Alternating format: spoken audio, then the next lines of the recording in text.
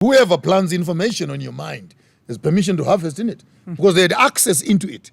They have access out of it. So until we can have ownership of our estates of the mind, we cannot be responsible for the next estate, which is the estate of reproduction. And reproduction speaks of posterity and continuity. What kind of children are we bringing into existence? And what sort of future are we building up for them? Are we responsible for our own reproduction? Or it has become a project again of United Nations and our political figures who must decide when you must sleep with your wife and how many children you must make. So our reproduction is now being affected because we don't own the last estate, which is the estate of the land, which is where our economics and our roots are. So you cannot give a man land underneath his feet if he does not own the land between his ears and does not own the land between his two legs. I'll say that again.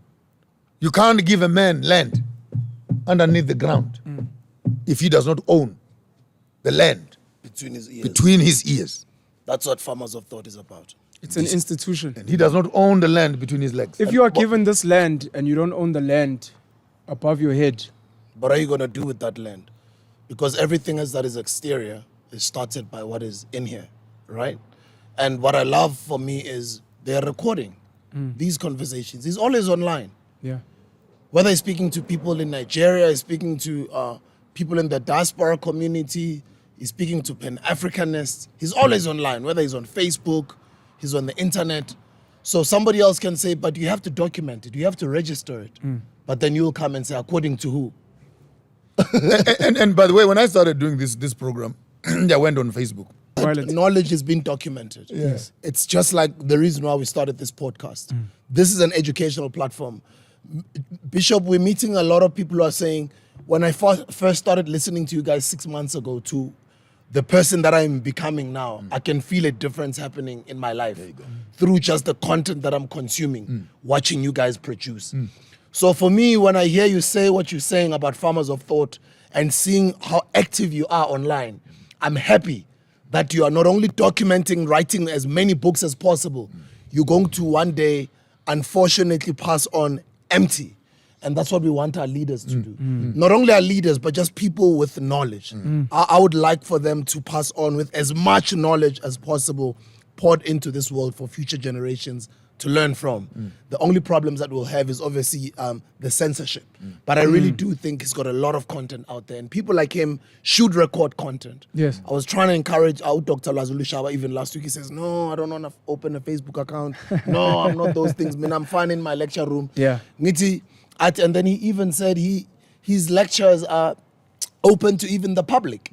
And then I said, when I visit you one day, I'll capture it. if I find Uguti, it's possible to not only capture it once, Uguti, we make it an ongoing thing. We speak to UCT to agree and officially record your lectures. Yes. Not necessarily for us on the internet, for your class. Yeah.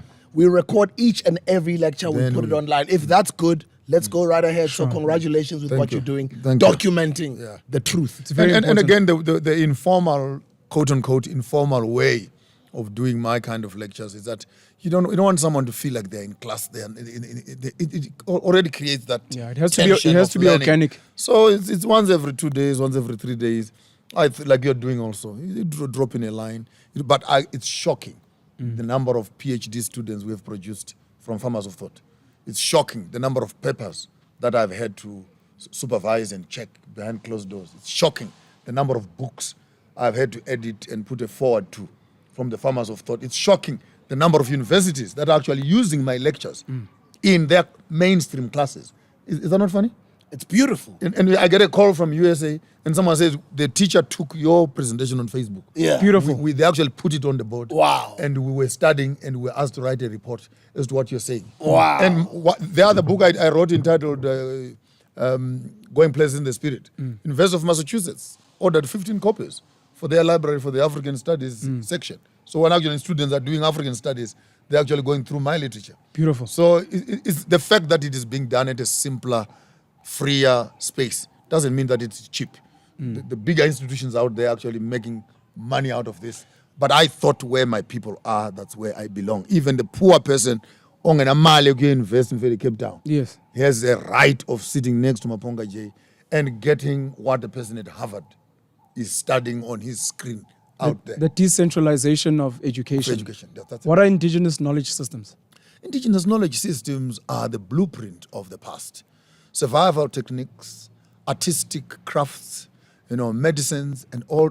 It's in a whole amalgamation of cultural survival, and the amount of research and experiments that our forefathers and ancestors did, tampering around with materials, tampering around with patterns of cosmology, weather patterns, and etc. Their entire understanding, from the animal kingdom to flora to agriculture to land to soil to crafting to what.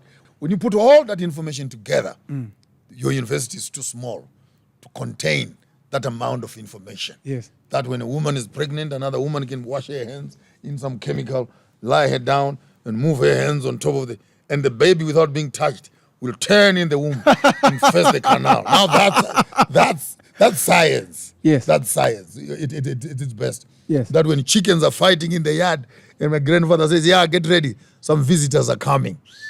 And for sure, before you finish it, one of those chickens were eating it tonight. You're able to read when you see clouds of this nature and say, yeah, this year we're going to have locusts. Oh, man, bad guys. This year, it's going to be dry.